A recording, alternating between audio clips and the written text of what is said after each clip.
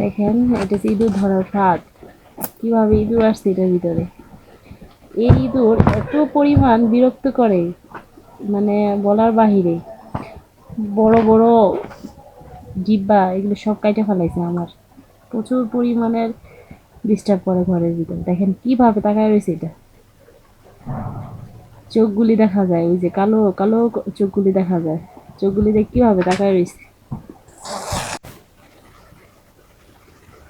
দেখেন কিভাবে তাকায় রয়েছে চিকা।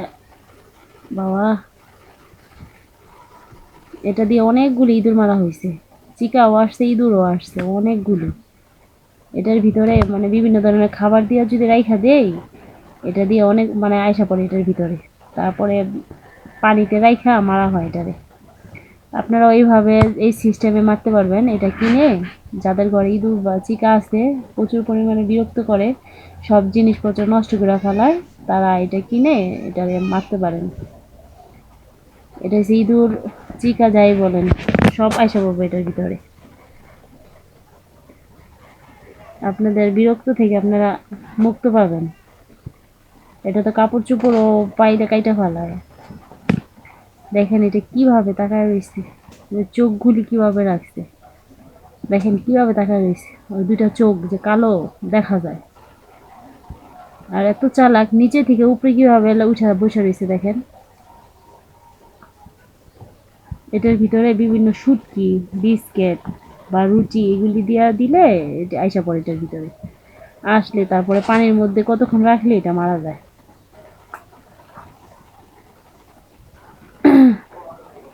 যাদের প্রয়োজন হবে এটা কিনে এভাবে মারবেন, তাহলে দেখবেন আপনাদের ঘরে ইঁদুর চিকা সবই চলে যাবে। একবারও তো যাবে না, কিছু তো থাকবেই। তারপরেও কিছুটা হলো এটা দিয়ে আপনারা উপকারিত হবে।